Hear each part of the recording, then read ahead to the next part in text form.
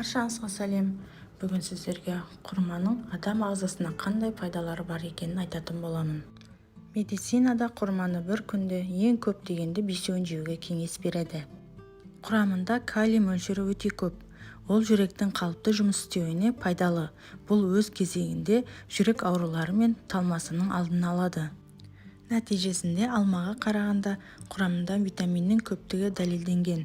Дәрігерлер тіпті тәтті әрі зиянды кәмпиттерді құрмамен алмастыруға кеңес береді. Құрма көз жанарының көру қабілетін жақсарта алады. Сәбіздегідей оның құрамында А дәруминінің мөлшері көп. Бауырды токсиндерден тазалауға көмектеседі. Сондай-ақ цирроздың пайда болу қатерін төмендетеді.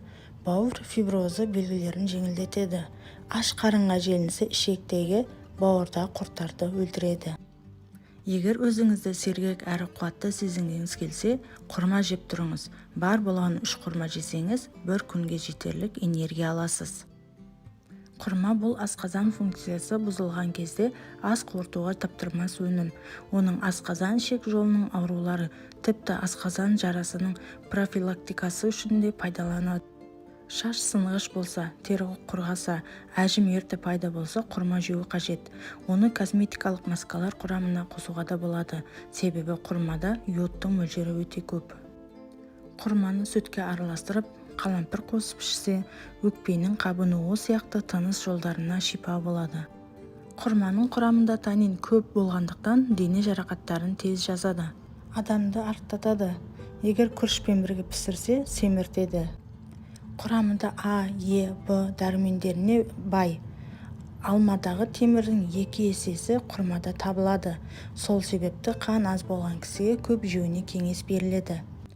Жаңа босанған ана үшін таптырмас жеміс, өйткені ана сүтін көбейтеді. Сондай-ақ ол обыр дертіне қарсы пайдалы. Құрамында микробы жоқ жеміс.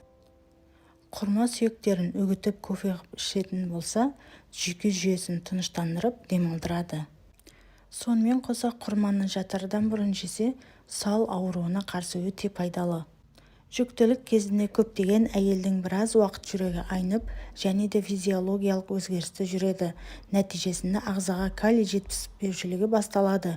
Сондықтан жүкті әйел құрамында осы элементі бар тамақтарды жеуі тиіс. Калий құрмада көп мөлшерде бар деуге болады.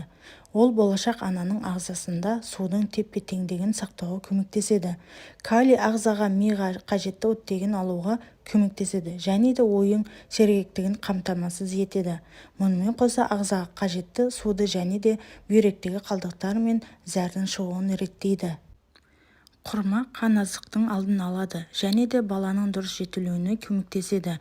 Құрма темірге бай, сондықтан да күніне 15 құрмадан артық жеген адам ағзаға қажетті темірді алған болады.